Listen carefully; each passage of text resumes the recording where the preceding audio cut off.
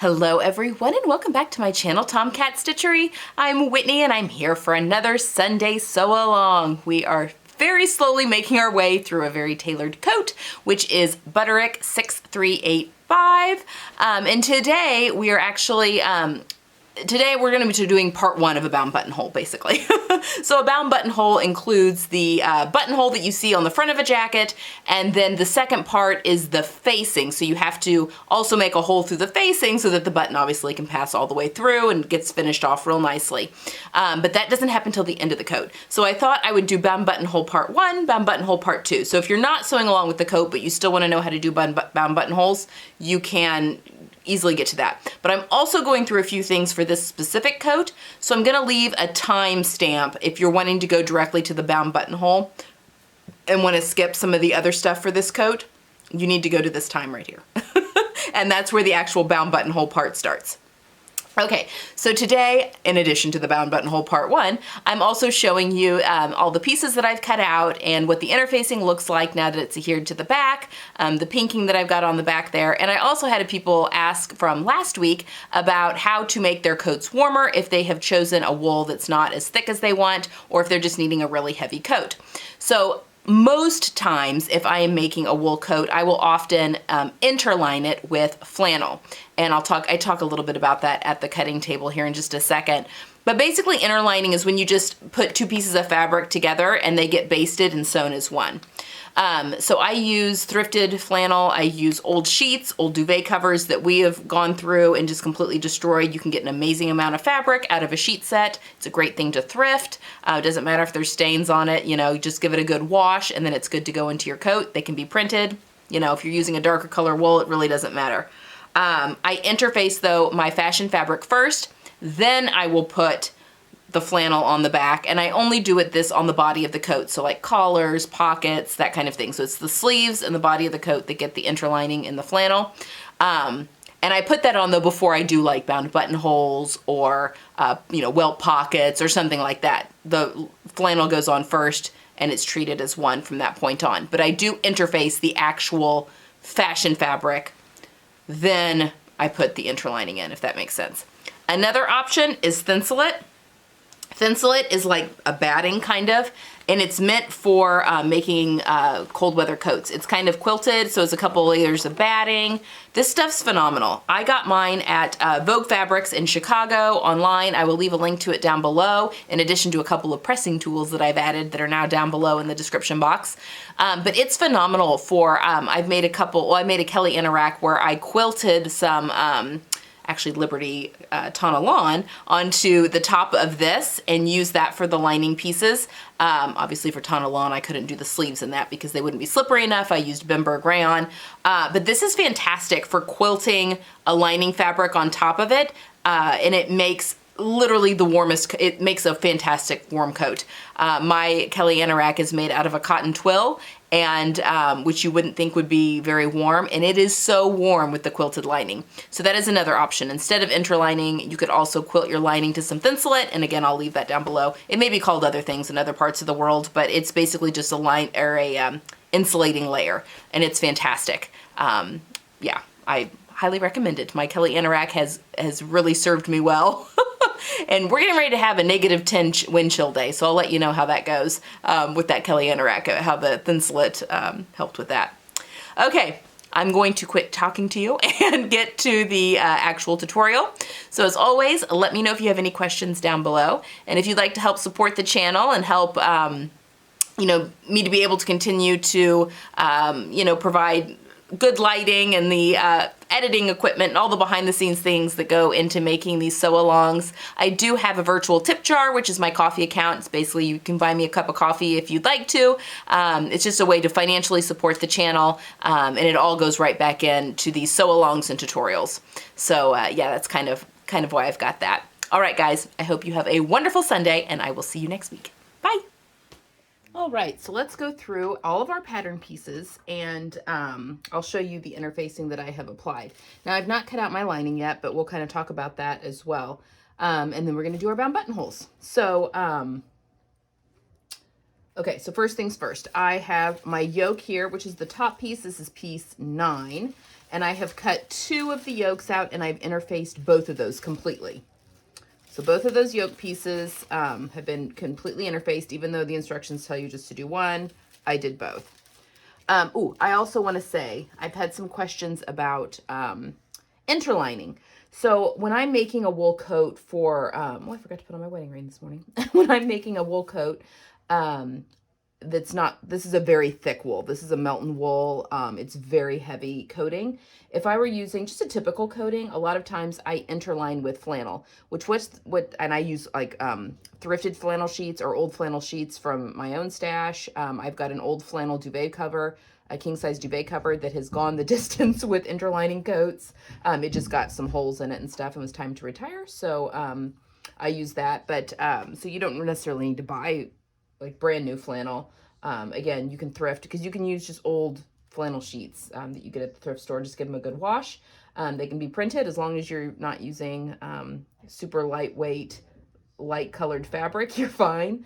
But what I do is you cut out all the pieces in the flannel, and then once you have interfaced all of, basically it's the body pieces. So like this is the collar piece here. I would not do it on the collar piece, but like on my sleeve pieces and any of the body of the coat pieces, I would do with the flannel.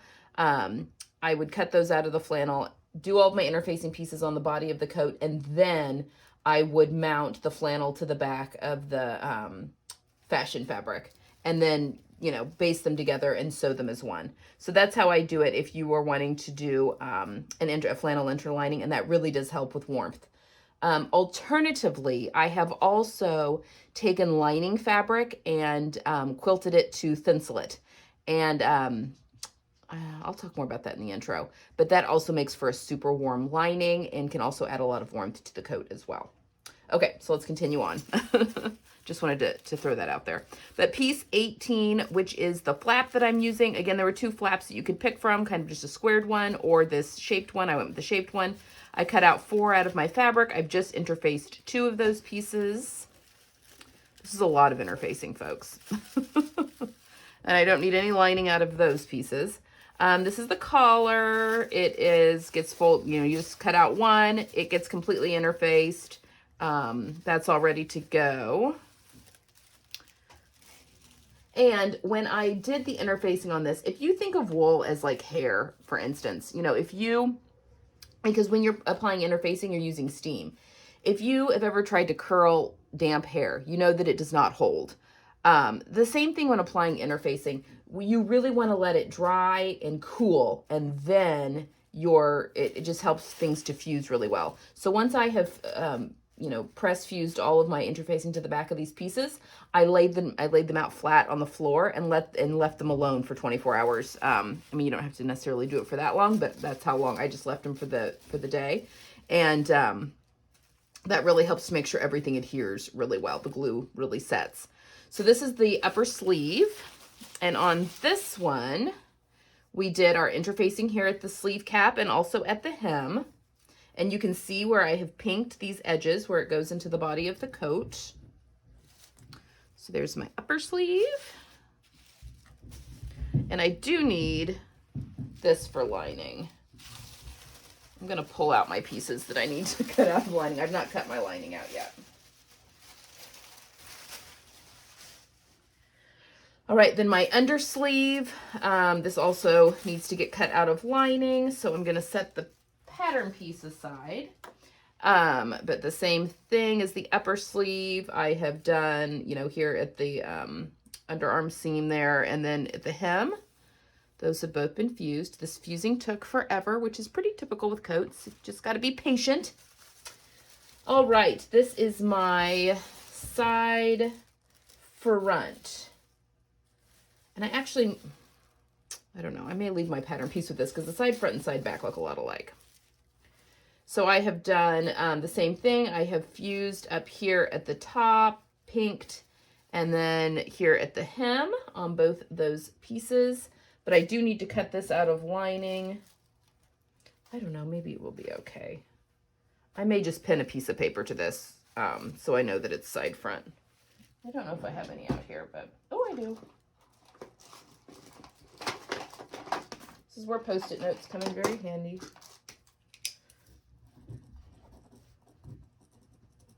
because I don't really need the pattern pieces anymore. But I can do that with a pen. Okay. So there's the side front. Because then here we have the side back. They just look very similar. This is my side back, and again, it has been interfaced up here at the top and also at the hem. So we'll make a note that this is side back.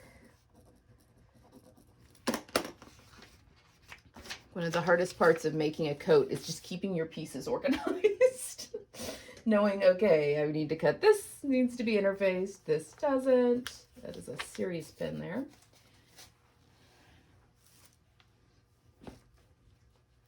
All right, so side front and side back both need lining. All right, now center back, it does not, there's a separate lining piece for it, so I can actually just put this pattern piece away. But this is the center back. Again, I've done the top here, the interfacing, just kind of for the back stay, and then also here at the hem. So that's that center back panel that did get cut out on the fold. All right, and then here's my front. Now, we're gonna go through this. So you cut 4 of the front pieces out, and you deal with them a little differently. So 2 of the front pieces, which of course aren't on top, 2 of the front pieces get completely interfaced, and these are going to be your facings when we're making the coat. So I have those completely interfaced, both those pieces, and you also want to make sure that they are opposite sides. You want to make sure that you've got a left and a right on those, just to be sure. Also, I have some extra interfacing. I'll trim that to be the same as the fashion fabric before I sew with it. But there are those, and then the other 2 pieces of your front are going to be the actual front of your coat. So you've got your left-hand side. So this is where you've really got to be careful. I'm going to move this out of the way because we don't need that anymore. That does not get cut out of lining. So you really need to identify your left front and your right front. It helps if I hold it up to my body. So this is the left front here. It just gets the interfacing here on the top and then also on the hem. The buttons will get sewn to this. You don't really need the interfacing on the front though, because you have the facing on the back of this that'll be interfaced, and that's plenty of support for the actual buttons. So this is the left front of the coat. And then the right front of the coat is where we're gonna do our bound buttonholes. So this is where we begin our bound buttonhole journey. So I am going to really quickly remove all of these coat pieces here. Get them out of the way.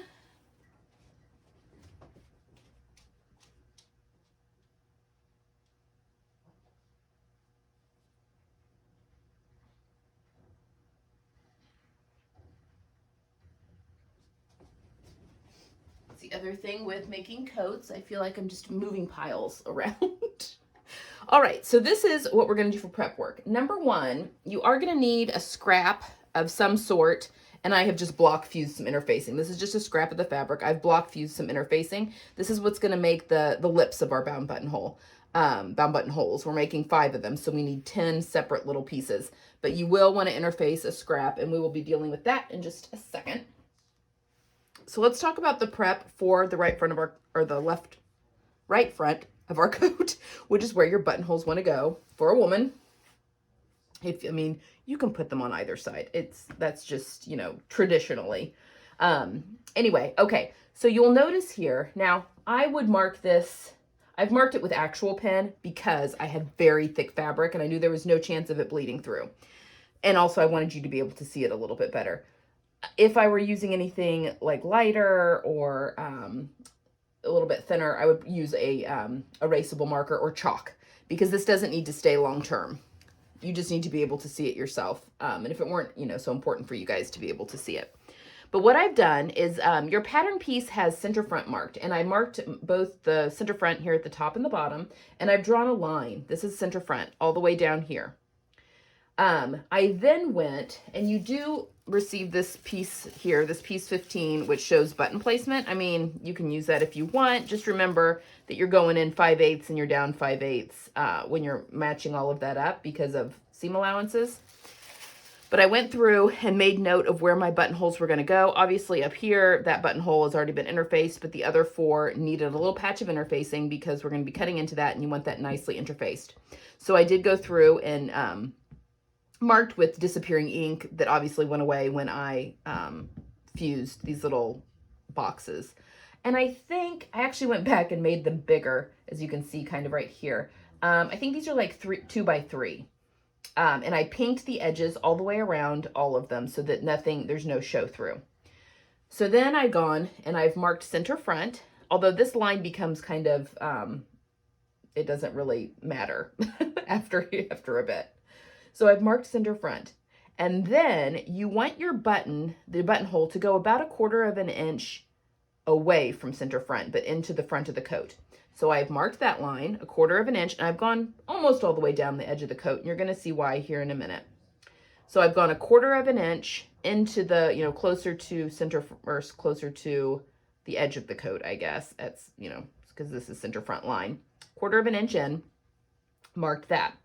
And then I have taken my button. So this is where it differs from the pattern. I mean, I think the pattern called for a 1-inch button, I think. And this is about a 1-inch button. So what you want to do then is take the button, because you can use whatever size button you want. It really doesn't matter. When you're doing a bound buttonhole, you can make it work however you'd like. So I've marked 1/4 of an inch, but I'm actually lined up this button up to center front, and then I marked the edge of it.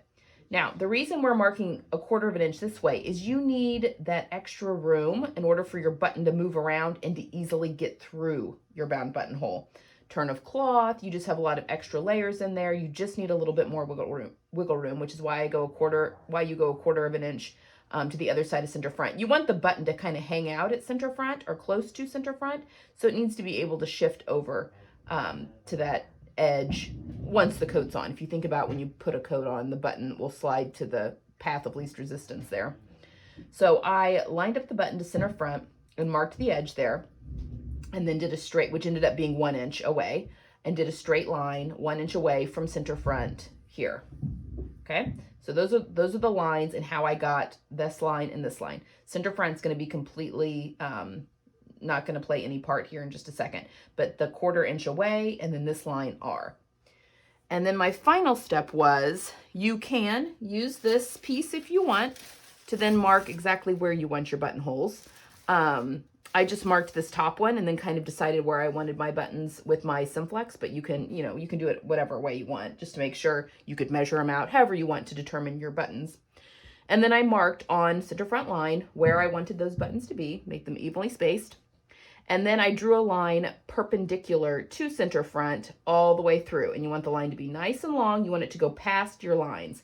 And this is going to become important when we're sewing those lips of the bound buttonhole on, because you need to be able to see where you're going. All right, so once you have all of those marked on your piece, we need to get those lines transferred to the front of the coat. And so this is where good old-fashioned basting comes into play. Now I am using just a long, wide, or big-eyed, I think it's an embroidery needle, to be honest. Just gonna thread that, kind of. This basting thread that I'm using is actually a Japanese cotton thread. I actually bought it during a Claire Schaefer class. I'm not even sure where. I bought a whole bunch of it. But any thread works. It just needs to be thread. This is nice because it's kind of chunky. You can see it pretty easily. Any thread will work. You could use, buttonhole twist or whatever. It just, or regular thread. Just something that you can see. Use a contrasting color so you can easily see it on the right side. And then we are just going to follow our 1/4 inch line. Make sure you're going right through that line.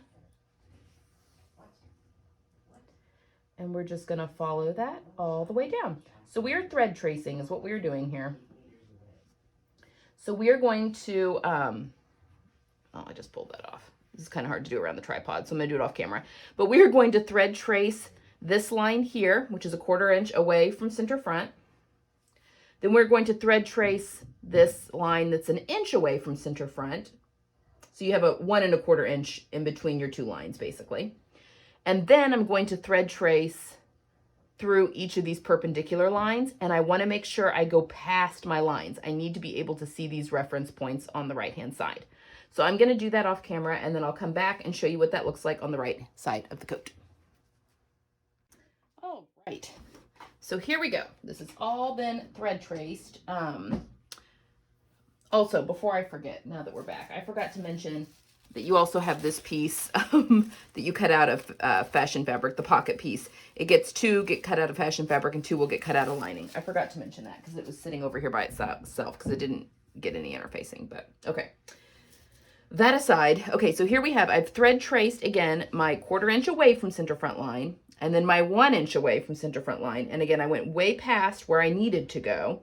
And then I thread traced each of my perpendicular lines that are gonna be my buttonholes. So this is what it looks like on the back. So you can see which lines I was tracing, and I trace them with the back up. So then when you flip it over, you can see you have each of the perimeters of your buttonholes and then your buttonhole placements. And this is what we're going to use to line up our buttonhole lips, for lack of a better term, when we go to sew them. So yes, so now the whole right front of your coat has been prepped and is ready to go. So we're gonna set that aside. Then the other thing we need is this scrap piece of wool that I have, put the interfacing on here. And what we're gonna do, you can make your buttonhole basically whatever width and whatever length that you would like for it to be. I like a good 1/2 inch wide buttonhole. I think that that's just a nice traditional look. It's what I typically do, but again, you can do what you want. So that means that because I want a 1/2 inch wide buttonhole, each of my lips are 1/4 of an inch, and then they meet together in the center. So you want your seam allowance of those lips to be equal to what the lip is. So basically, I want a 1/4 inch seam allowance for a 1/4 inch lip. It gets folded over on itself. Long story short, you want about 1 inch. Now, because I am using such thick fabric, I'm gonna have some turn of cloth issue. So instead of cutting mine 1 inch, I'm actually gonna go a little over that, just so I make sure I'm not making them too small. Because again, there's just a lot of turn of cloth that I'm dealing with here. Also, I know my bottom edge here was cut straight. So you do want these to be on grain. So I'm cutting these, so my grain is running perpendicular here, or up and down here. So I'm gonna make 1 cut. Just go ahead and go all the way up. And then we'll just cut that off there at the top. Okay, and then, oops. Need a new blade.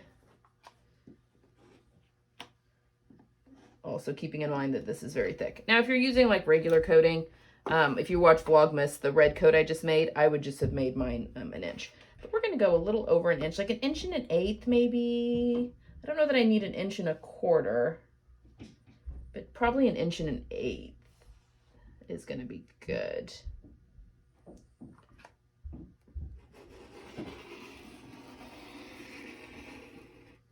And I'm gonna cut a few of these just because I'm doing 5 buttonholes, so I need 10 lips. You get 2 sets of lips for each. I don't know what else to call them.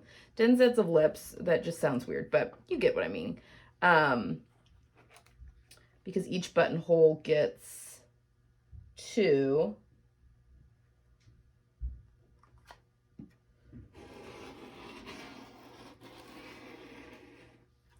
And each lip is probably going to need to be at least 2.5 inches, if not 3 inches long. So yeah, we're going to cut 1 more. Good gracious. See, this melton has also really dulled this blade. I'll cut the ends of those here in just a second. So we'll do 3 sets of these and this should be good. Okay.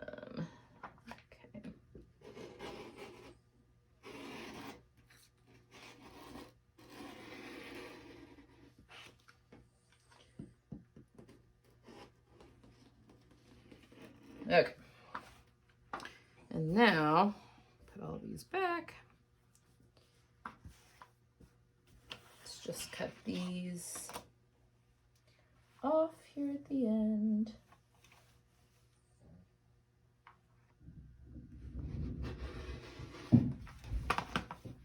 All right, so I have, clearly right now, 3 of these strips.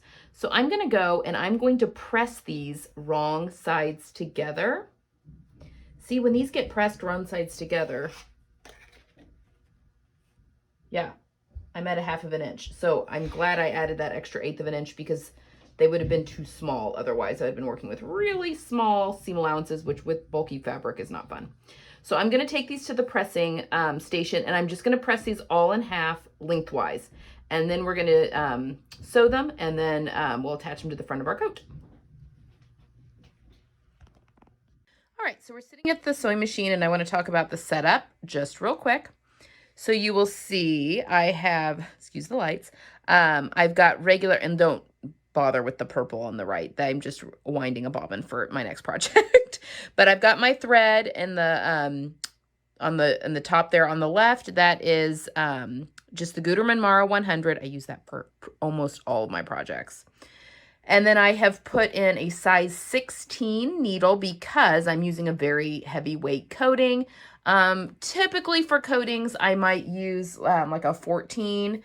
I mean, if it's really thin, maybe a 12, but this is pretty thick, so I am using a size 16 needle. Now, all right, now let's talk about, these are the little lips that I'm going to sew one for you, but I just want to show you where we're going with this. So I have pressed these in half, wrong sides together, and, you know, I talked about the turn of cloth, which is basically the amount of fabric it takes to go around the fold. So thicker fabrics, if you think about folding a piece of paper versus folding cardboard, you've got more length that needs to go around that fold because the fabric is, or the cardboard in the instance would be thicker. So I'm glad I did cut these 1 1/8 inches because I needed every bit of that. So we're now going to sew right down the middle, basically. So you'll have a 1/4 inch on either side. So here's one I've not done yet. So yes, I've just folded it wrong sides together and given it a good press. And I've even used my clapper, which you'll see more. Zoom in. Hold on. Let me adjust my camera a little bit better here so we can really see what's going on. Alrighty. Okay. So I am going to basically, hit the wrong part of the petal and unthread my needle. Hold on. All right. Let's try this again. So we are just sewing right down the middle of this.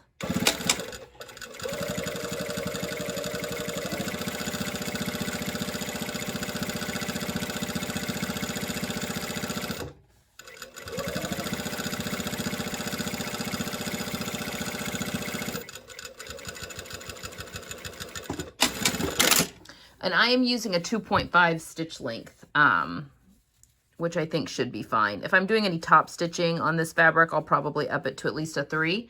I haven't decided if I'm doing top stitching yet, but maybe the front of the coat. I really liked how my red coat turned out. Anyway, there you go. So there are our lips, and I have 3 of these strips.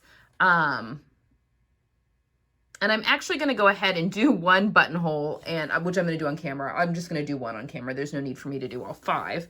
And then we're going to determine what length to cut these. Okay. All right. So here we have our coat front. And this is our right coat front. And we've got, hopefully you can see these okay. This is going to be really interesting. Me doing this with a tripod in my lap. We'll be fine. All right, so basically where we're going on this, I'm actually going to do this. I'm going to measure, that looks about right. So about this length. And you may need to trim these at some point. So this is about, and I have no idea how long this is. I don't have a seam gauge or anything near me. So yeah, you just want to make sure you have enough room on either end. So I'm going to cut 2 of these. This is about probably 3 1/4 inches long. 3 1/4 inches long. Set those aside. So you need 2 for each buttonhole, obviously. So what we're going to do is lift up our presser foot because it is holding that down. So this is where everything comes into play with our thread tracing on the front. So we have our raw edge here on our buttonhole, and we're going to line that up to our thread traced line here on our buttonhole. It doesn't need to be centered. You just want to make sure you have enough on either side of your vertical lines. I mean, this is totally going to be in the seam allowance, so this will get trimmed. I mean, you can scoot it over if you want, because that will totally be in the seam allowance. So that will need to get trimmed, but we'll do that at the end. So don't worry about that right now. All right, so I'm going to line my cut edge up to that line. And basically, I am going to zoom in.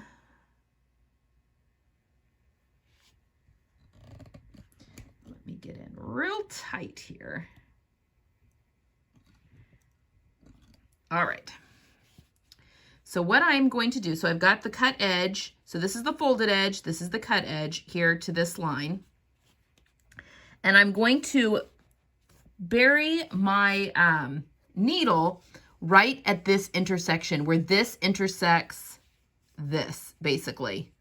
Well, kind of. This is, I mean, you're not, okay, that wasn't a good way to put that.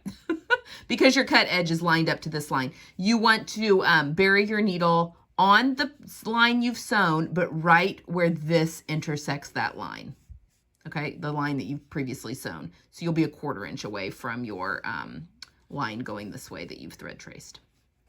Okay, I have a hair that's just tickling my nose and not wanting to be very... All right, so typically I have my face like inches from what's going on here, but I do have a... So this is the reason that we want our lines to extend past where they need to be, because we want to easily be able to see everything with these pieces in place. So now I'm going to just follow my pre-sewn line here.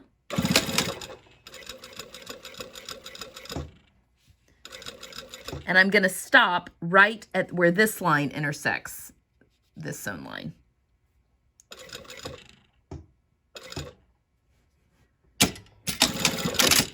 Okay. All right, so we've got, and you can kind of go, you can kind of, oh, sorry, out of frame. You can kind of lift these up and check and make sure you're right on that line, and I am. I am like, well, I may be a stitch off, so I may go back and just do one more stitch. I want that right on that line.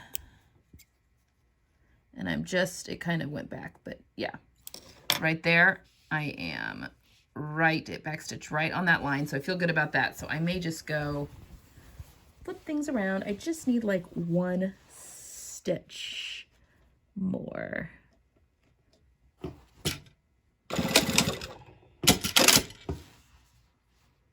There. So now I'm right on that line. Okay. So now, ouch.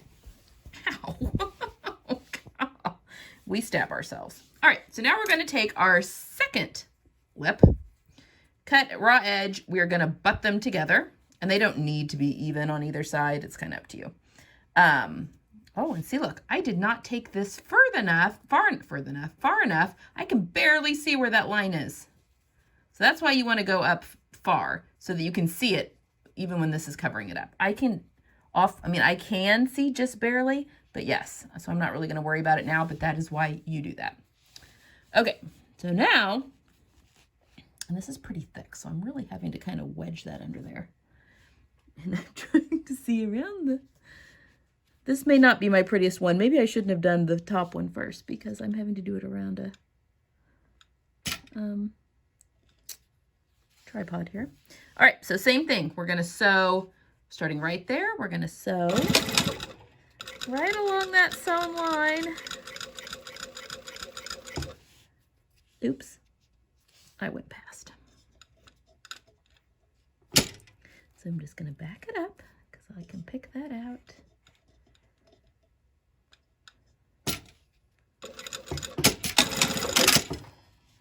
So yeah, I can pick out.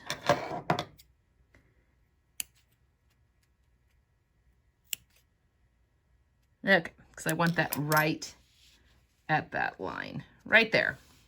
Okay, so I feel good about that. And then from this side, yeah, we're like a stitch away. I'm blaming the fact that I can't like be on top of this.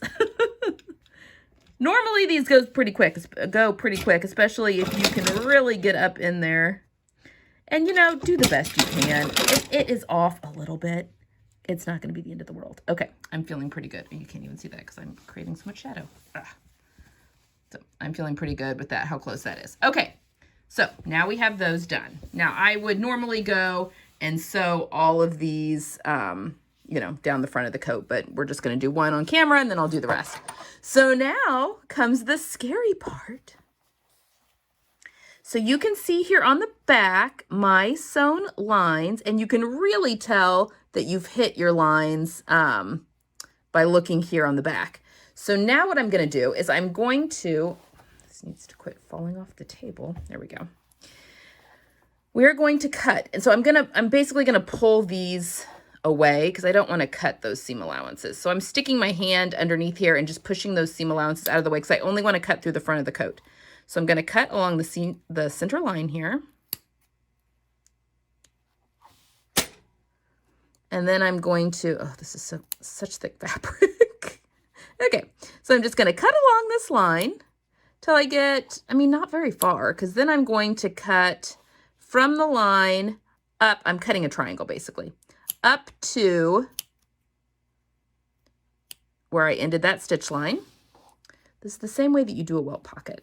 And again, I have my hands under here just pushing those seam allowances of those lips out of the way. So you just clip a little bit till you go right to that stitching line, not through it. And this is where bound buttonholes can be scary because you are cutting into the front of your coat, but you know, you can't live in fear. Maybe if you're sewing with 100% cashmere, maybe then you can live in fear. Okay. Okay. And then just making sure that's pushed out of the way. So obviously all of these blue lines will eventually get pulled out. This would also be a good time to use silk basting thread because that pulls out really easily. You don't want to sew with silk thread because it's too strong and it will tear things up, but it's great for basting. All right, and you'll see, I mean, like these aren't even. Like these little edges here are not even. I'm not even worried about that at all. All right, so now we are going to tuck these inside. So, and again, if you're using less bulky fabric, this is a much easier process. But basically, we're just pushing those through to the wrong side. We're almost done with this bound buttonhole. These are not hard, people. And the more you practice, the better you get, and then they become so satisfying. And no one's going to be looking super closely at your bound buttonhole. Okay, so when you look from the front, look how pretty. And these aren't even pressed yet. You want to make sure you don't have any puckers at the corners. If you do, that means you need to cut into a little bit closer to that stitching line. But that right there is a beautiful bound buttonhole. And again, we've not even pressed anything yet. So now what we're going to do is you want to make sure, sometimes it'll want to overlap each other there at the back. So you just want to make sure that everything's, see, it's wanting to overlap itself. So just kind of make everyone behave. But now what we're going to do is we are going to, so if you're looking at this from the front, and don't worry if it's gaping, we're going to fix that. Again, we haven't pressed anything yet. We're going to lift up the front of the coat, and you see our triangle here. We are just going to stick this under the machine, and you don't have to be right on top of that line. Ideally, you're sewing from that stitch line that you ended to that stitch line you ended. I mean, again, this is thick fabric, so I just need to be close to it, again, because you'll have turn of cloth. So I'm just going to, and you can I can still see my line that I've drawn there. Just want to make sure that these are pushed together, but not overlapping one another.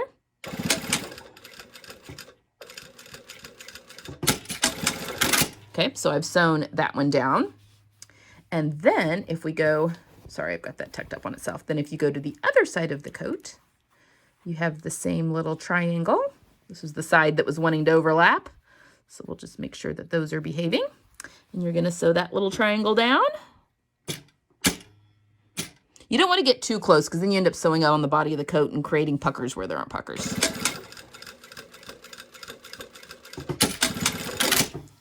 So now you've secured your ends there. Look how pretty.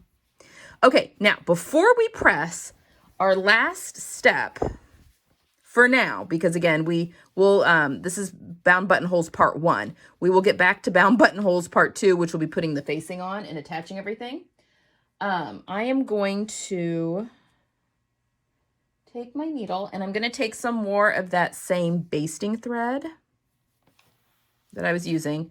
Again, you can use regular thread, you can use silk thread, although a little word of caution. If you are using, sorry, I'm threading this needle here. If you are using silk basting thread, be careful when you're pressing because silk is notorious for leaking color. So just beware of that. All right, so what we're going to do is we're basically going to whip stitch these closed. So if you have ever purchased a coat from the store,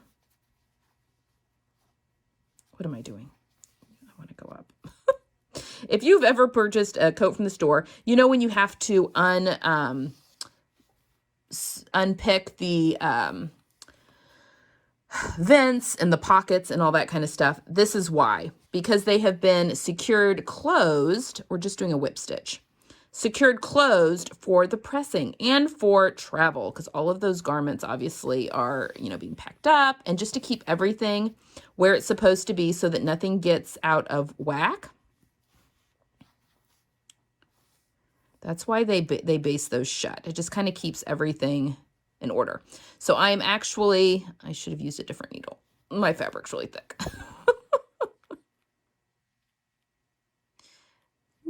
me. Okay, so sometimes you just have to do stab and stitch. All right, so the idea is that I am going to do a whip stitch and just baste this buttonhole closed. Obviously, it's not closing at the moment, but when I pull it all tight, it will.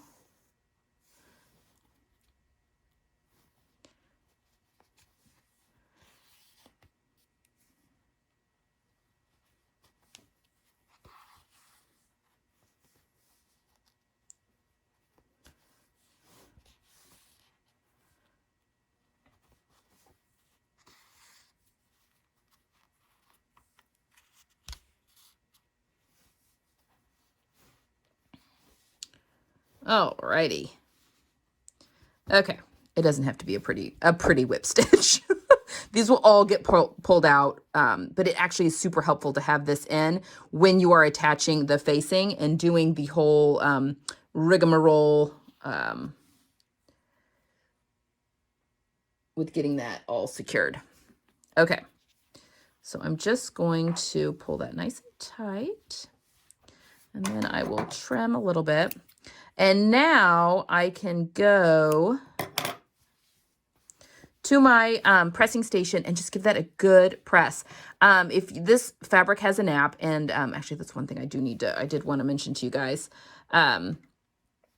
to make sure you're laying your pattern pieces out correctly if you do have a nap. And a lot of wool coatings, if they've got kind of a brushed side, will have a nap. But I want to be careful that I'm not completely crushing that. So you may want to use a pressing cloth. Test it. I have a foot on the bottom of my iron that really makes having to use a pressing foot almost null and void. Or not a pressing foot, a pressing cloth null and void. It's pretty wonderful. I love my iron. So now we're just going to give it a press on the front and back. Now, what you may need to do is trim these, because you don't want those to be in your seam allowances, which would be 5/8 of an inch. I mean, that's going to be, you know, your seam allowance to attach your facing is going to be right here. So you may want to trim those. And the same here with the top, although I think those should be fine, because that's right where my stitch line is, and yeah, that should be fine on that side. And then this side, you just don't want it super bulky, so I'll probably trim those up. Now, I know that a lot of the tailoring books will say to pink those, so mine's just really thick, and I don't think my pinking shears are going to cut through that. So I'm just going to cut them with my regular scissors. But yeah, now you can go ahead and leave your whip stitches in, but you can go ahead and pull out the basting stitches. Once you've done your whole front of your coat, you can go ahead and pull out all of your basting stitches. So I'm going to go ahead and do the other 4 of my buttons, and then I'll come back and pull out my basting stitches, and then I'll come back and show you what this looks like. look like from the back. I have gone ahead and I've trimmed, I can see my stitching line where I've stitched down my little triangles. I've trimmed about 3/8 of an inch away from that on both sides, 3/8 to 1/4, just so I'm out of my seam allowances. I'm fine on my seam allowances up here, but I wanted to be out of my seam allowances here on the front. And everything is all nice and trimmed up, all 5. And then on the front, I pulled out all my basting stitches, so I'm going to keep these whip stitched closed. So you can kind of see where I've pressed, and those are kind of, yeah, poking through a little bit. I'll tell you about a tip on how to not make that happen in just a second, but, which I probably should have done, but you know, hindsight and all that. Oops, sorry. Okay, so I've whip stitched all of my buttonholes closed. So everything looks nice and put together. Now, to keep this, to give a good press and to keep it from bleeding through, I've seen people take like a piece of cardboard and put it right up against there and then press so that this doesn't press through. You know, they'll put like a piece of cardboard on all 4 sides so that you don't get any see-through. I think it's showing up worse on camera than what it is, but I think once we get the facing in, I think it's going to be fine because we actually will slip stitch the facing to the back part of the buttonhole. So all you will see are the lip part. You won't see any of the ugly parts there. But yeah, these are going to stay whip stitch closed until the very end of the coat making process. So there we have it. That is Bound Buttonholes Part 1. Next week we're going to be putting the pockets in. It's not a side seam. It goes into the princess seam, but we'll be putting the pockets all nice in. And I am keeping this very, not short, but I am kind of chopping up these videos just so it's easier to go back and assess if you're doing a different pattern. All right, guys, I'll see you next week.